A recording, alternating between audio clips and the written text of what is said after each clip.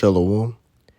First and foremost, as always, I want to give all the praises, honor, and glory to the Most High and His only begotten Son, Call Halayim La, Yahweh, Bahashim, Yahweh Shai, Bahashim, Ruach HaKodesh, on the great honors, and to the apostles and elders, great millstone, root and teach well, Wal Barakathum, to the hopeful elect. All right, now today through the Spirit is going to be a quick lesson, going into, your see what I had the title as. Let me just go to it real quick. You pay for your past life. All right. So, that's how the Lord deals with things.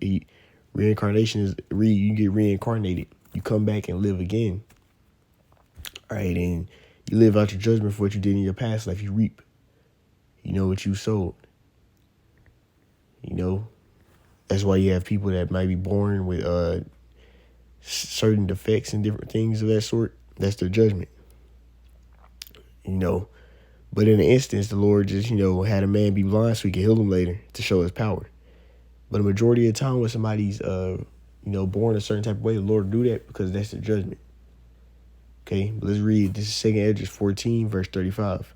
For after death, that's when dust returns to the earth and the spirit, goes back into the Most High.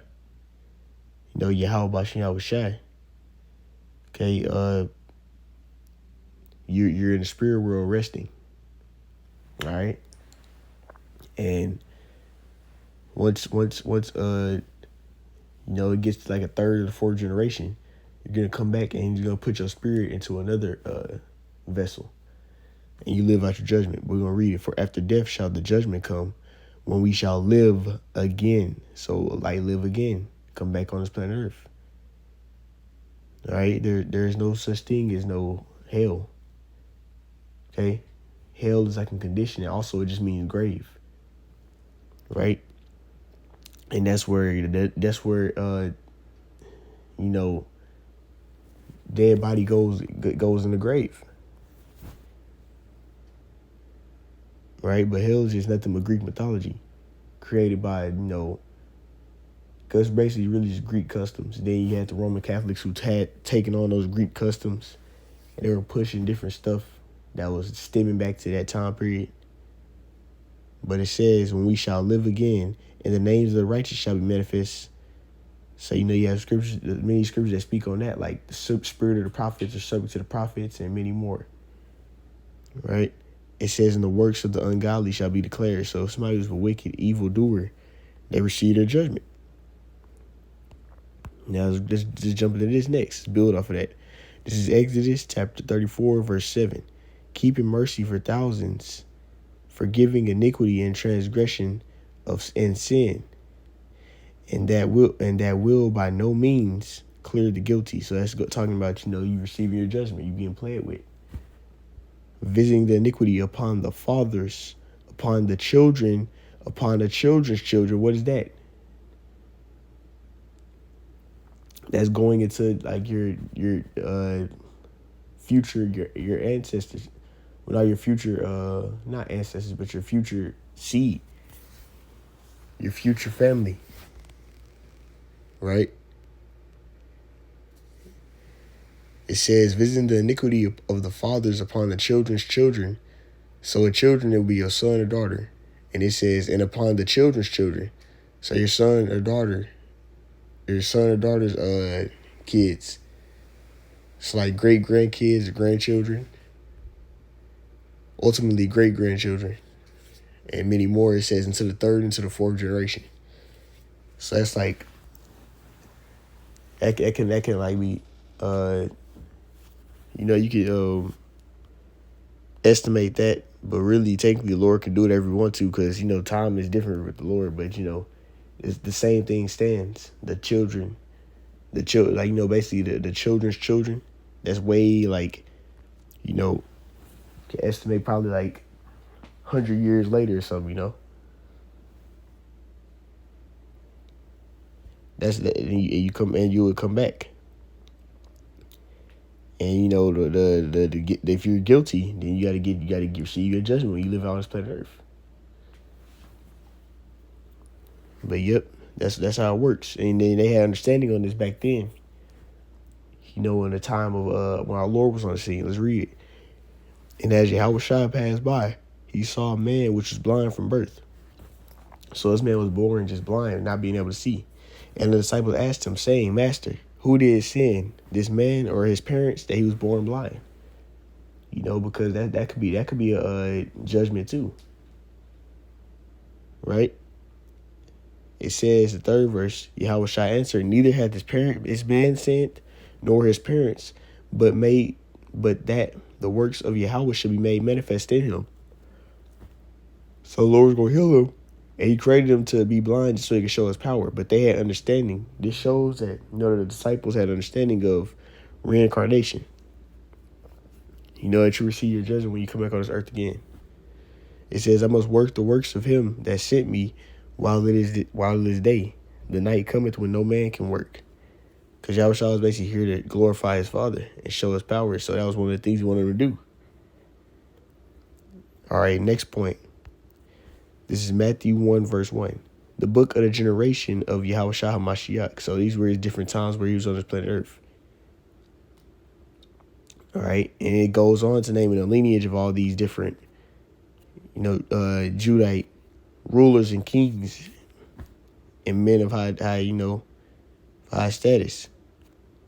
But basically showing that Yahushua came from that lineage. All right, it says the son of David and the son of Abraham. The son of David was King Solomon. The son of Abraham being Isaac, right? And those were different lives that Yahushua was on the scene in. But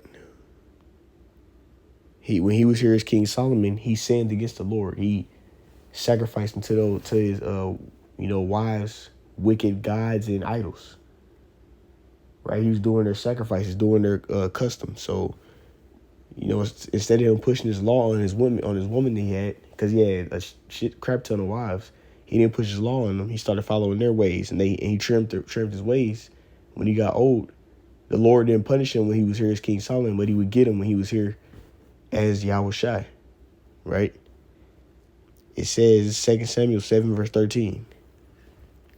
He shall build an house for my name, and I will establish a throne of his kingdom forever.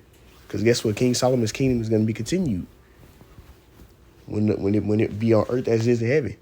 And guess what? Yahushua is going to be, ruling. He's going to have King David under him, but Yahushua is going to be ruling. All right, it's going to be a continuation of King Solomon's kingdom. When he was built, he had the temple of the Lord, and he had all the nations in subjection. See? It's the 14th verse, though. It says, I will be his father, and he shall be my son. This is speaking to Yahushua. If he commit iniquity, I will chasten him with the rod of men and with the stripes of children of men. This was a prophecy that came to pass when he came on the scene. Now, also, it was, the Lord being that perfect sacrifice, but he still did, he was sacrificing, but he still had to fulfill that. It says not to, the Lord Yahushua said, I came not to destroy the law, but to fulfill. Because there was things written that was going to happen. Okay, and Yahushua sinned against the Lord, so that's what happened. Let's keep it going, though. This is Isaiah 43, verse 26. It says, put in remembrance, let us plead together. Declare thou that thou mayest be justified. Right? What is it talking about? What does it want us to put in remembrance? It says, thy first father hath sinned. Okay, Adam. It says, and thy teachers have transgressed against me. So it's talking about leaders after that. Therefore, I have profaned the princes of the sanctuary. All right, the high men of Israel being cast down, being brought low, and have given Jacob to the curse and Israel to reproaches. So that's why what happened, because what we did in the past lives. Our forefathers were suffering for those iniquities. Because guess what? We were the same people. Let's get another one. So that's why the Israelites are under the curses, and the Israelites have been punished because of what our forefathers done, which really are us.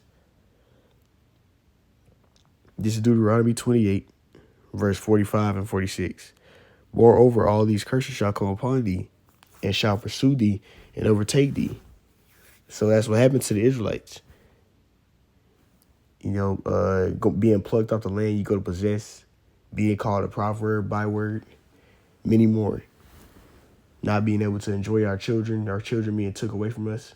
All those things are curses, that the Lord put upon us because we went off. We was going off. We didn't, we didn't deal we didn't deal correctly with the agreement the Lord had for us. Also, the Lord made us to, be a physical extension of Him. And instead of us being that, we were being the exact opposite. So He had to punish us. It says, and shall pursue thee and overtake thee till thou be destroyed, because thou hearkenest not unto the voice of Yahweh thy power to keep His commandments and His statutes which He commanded thee this day. So we transgressed them. It says, and they shall be upon thee for a sign and a wonder. So a token, something to show who the Israelites were. It says, and upon thy seed forever, your kids. So that's why we went to the curses, because our forefathers transgressed. So guess what? That was the point of this lesson, man. You pay for the stuff you did in your past life. But I want to end off with this one right here, though. This is Baruch chapter 3, verse 8. Behold, we are yet this day in our captivity, where thou hast scattered us. So that's one of the curses. Being in captivity and being scattered is curses. According to Deuteronomy 28 and many more scriptures that reiterates it. For a reproach and a curse. So as a punishment. And to be subject to payment. So we live by payments. You don't pay, you can't live. It says, according to all the iniquities, we got to go to our enemies in one of all things. According to the iniquities of our fathers. That's like I said, you pay for your past life. For our forefathers' doings, we paying for that. Which departed from the Lord our power. And guess what? Through the Spirit, we are our forefathers back here again. So anyways, Lord will. This lesson was edifying. That's the point, man. You pay for the stuff you did in your past life, man.